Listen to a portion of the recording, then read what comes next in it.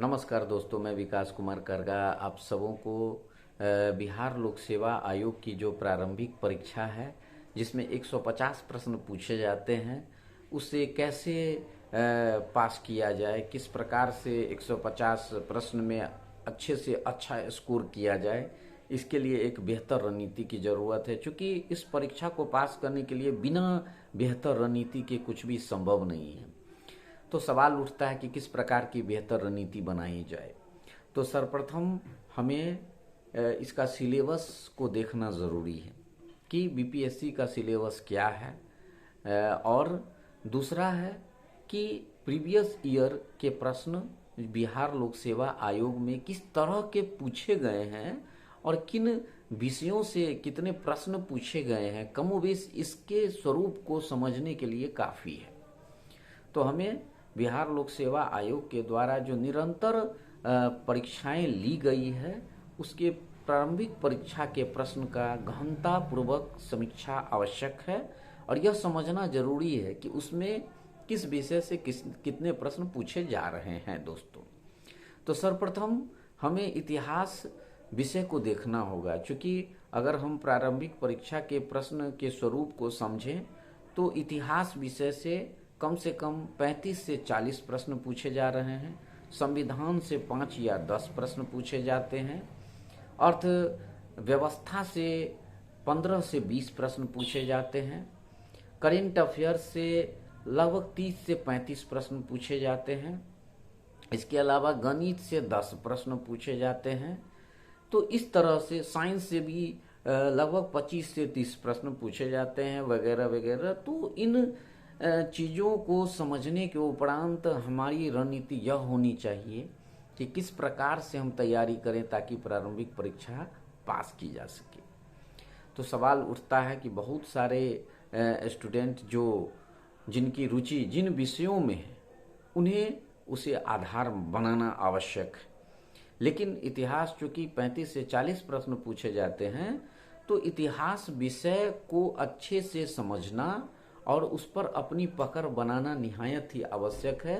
क्योंकि जिस तरह मकान के लिए नींव की ज़रूरत है, मजबूत नींव की, उसी तरह बिहार लोक सेवा आयोग की प्रारंभिक परीक्षा को पास करने के लिए इतिहास विषय को समझना, उसका अध्ययन करना कंस्टेंटली और उसे नोट्स बनाना, उस पर पकड़ बनाना हमारी सफलता में काफ़ी सहायक सिद्ध होगा।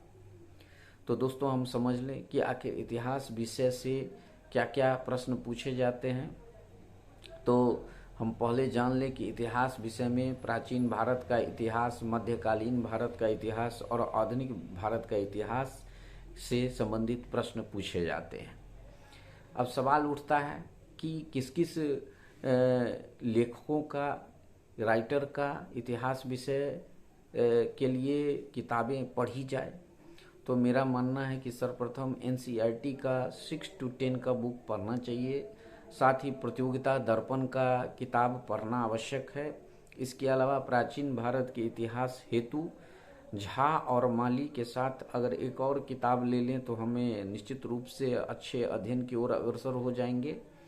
साथ में हमें मध्यकालीन भारत के लिए हरिश्चंद्र वर्मा का किताब पढ़ना चाहिए और आधुनिक भारत के इतिहास के लिए बिपिन चंद्रा का किताब के साथ साथ प्रतियोगिता दर्पण का जो आधुनिक भारत का इतिहास है वह हमारे अध्ययन को बहुत ही मजबूत करेगा और इन सेलेक्टिव किताबों को पढ़ने के उपरांत हमारा जो पकड़ है इतिहास विषय पर वह बेहतर हो सकता है।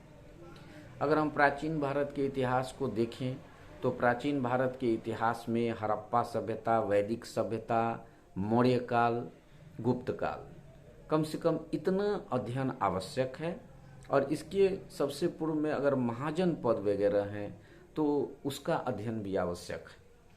इन चीज़ों का प्राचीन भारत के इतिहास में अध्ययन करने पर हमारी पकड़ जो बीपीएससी की प्रारंभिक परीक्षा है उसके संबंध में अच्छी हो सकती है। जैसे कि हम देखते हैं कि प्राचीन भारत के इतिहास में जो प्रश्न पूछा जाता है कि मगध पर यूनानी आक्रमण के समय मगध का शासक कौन था।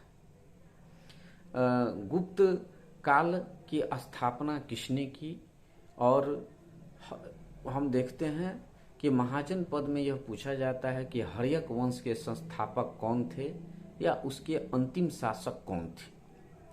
इस तरह के प्रश्न निश्चित रूप से बिहार लोक सेवा आयोग में वन लाइनर हैं, लेकिन काफ़ी प्रभावी हैं और इसकी बहुत ही महत्वपूर्ण भूमिका बनी हुई है।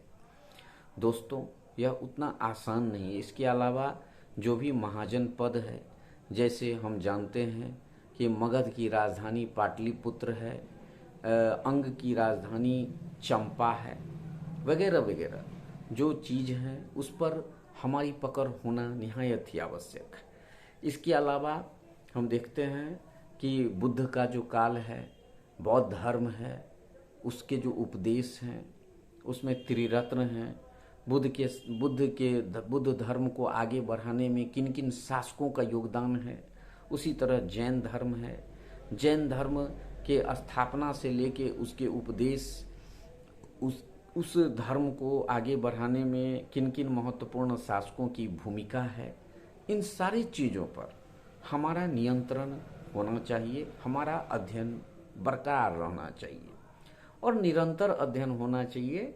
साथ साथ हमें प्रैक्टिस बुक भी बनाना चाहिए। अब दोस्तों, इतिहास विषय में यदि 35 से 40 प्रश्न पर अगर हमारा बेहतर नियंत्रण रहता है, इसके अलावा करेंट अफेयर्स में अगर 35 प्रश्न पूछे जाते हैं, 30 से 35 प्रश्न, अगर वह 30 से 35 प्रश्न हम बना लेते हैं तो हमारा स्कोर 65 तक पहुंच सकता है। इसके अलावा हम देखते हैं दोस्तों कि कुछ ऐसे स्टूडेंट्स होते हैं जिनका साइंस अच्छा होता है, कुछ स्टूडेंट ऐसे होते हैं जिनका अर्थशास्त्र या अर्थव्यवस्था बेहतर होता है। तो ऐसा मेरा नहीं कहना है कि साइंस नहीं पढ़ना है या अर्थव्यवस्था नहीं पढ़ना है। मेरा यह कहना है कि जिन विद्यार्थियों का दोनों विषय में बेहतर स्थिति बनती है, जिन पर वह तेजी से नियंत्रण कर पाते हैं, उन्हें वह तेजी से नियंत्रण करके अपना ज्ञान को निश्चित रूप से आगे बढ़ा लें और उस पर अपनी पकड़ बना लें। तो इस तरह से हमारी जो परीक्षा की सफलता है वह कमोबेश 90 के करीब तक पहुंच जाती है। और इधर हम देख रहे हैं कि बिहार लोक सेवा आयोग में प्रारंभिक परीक्षा में 85, 85 to 90, 92 तक रिजल्ट निश्चित रूप से आ रहा है। और प्रारंभिक परीक्षा पास करना अभी के दौर में काफ़ी कठिन हो गया है। लगातार विभिन्न क्षेत्र के इंजीनियरिंग क्षेत्र और अन्य जो क्षेत्र हैं उनसे लड़के आ रहे हैं प्रारंभिक परीक्षा देने, बीपीएससी में शामिल होने के लिए। तो निश्चित रूप से इन सब चीज़ों को ध्यान में न रखते हुए अपने अध्ययन और अपने ज्ञान पर पकड़ बनाना जरूरी है, प्रैक्टिस सेट बनाना जरूरी है और लगातार इन सब चीज़ों पर नियंत्रण स्थापित करना जरूरी है। अगर हम संविधान जिससे 5 से 10 प्रश्न पूछे जाते हैं, करेंट अफेयर्स जैसा कि करेंट अफेयर्स है, करेंट अफेयर्स के लिए लगातार बीपीएससी जो सरकार की प्रमुख योजनाएं हैं, इसके अलावा अर्थव्यवस्था की जो गतिविधियां हैं, क्रियाकलाप हैं, तो जो अस्थाई अर्थव्यवस्था से संबंधित प्रश्न हैं जैसे बैंक, सहकारी बैंक, नाबार्ड वगैरह से संबंधित औद्योगिक जो नियम हैं, उद्योगों की जो स्थापना किन नियमों के तहत की गई है, इन सब चीज़ों से भी प्रश्न पूछते हैं जो ट्रेडिशनल प्रश्न कहे जाते हैं। साथ साथ जैसे बैंक, कितने बैंकों का मर्ज किया गया है, कब किया गया है, इन सब चीज़ों से भी प्रश्न जो नए स्वरूप के तहत हैं वो उससे संबंधित प्रश्न भी पूछे जाते हैं। जैसे नीति आयोग के अध्यक्ष, नीति आयोग के द्वारा क्या क्या निर्णय लिए गए हैं, उन सब चीज़ों की भी प्रासंगिकता बनी हुई है। दोस्तों, इसके अलावा हमें राष्ट्रीय स्तर की घटनाक्रमों पर भी ध्यान रखना आवश्यक है। पूरी दुनिया में कौन कौन सी घटनाएं घट रही है, किस किस सम्मेलन का आयोजन किया गया है, किन किन लोगों को किन किन क्षेत्रों में पुरस्कार दिया गया है, खेल के क्षेत्र में भी अपार संभावनाएं प्रश्न पूछने से संबंधित है, विशेष करके क्रिकेट के क्षेत्र में, लॉन टेनिस के क्षेत्र में, फुटबॉल के क्षेत्र में, बैडमिंटन के क्षेत्र में, हाल में जो ओलंपिक गेम्स समाप्त हुए हैं उससे संबंधित प्रश्न पूछे जा सकते हैं दोस्तों। तो इस प्रकार हम यदि इन बिंदुओं पर अच्छे से पकड़ बनाएं, पूरे रणनीति से पढ़ें, तो 85 से 90 का स्कोर लाना सहज हो सकता है।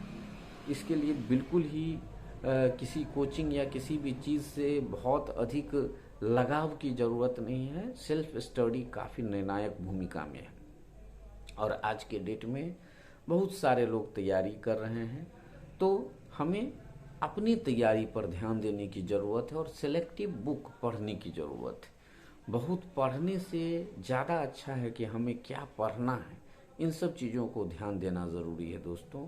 तो इस तरह हम बिहार लोक सेवा आयोग की प्रारंभिक परीक्षा का द्वार निश्चित रूप से तोड़ सकते हैं यदि हमारा मनोबल उच्च है, पूर्ण रणनीति के साथ पढ़ते हैं, निरंतर अध्ययन के साथ हम पढ़ते हैं दोस्तों। धन्यवाद।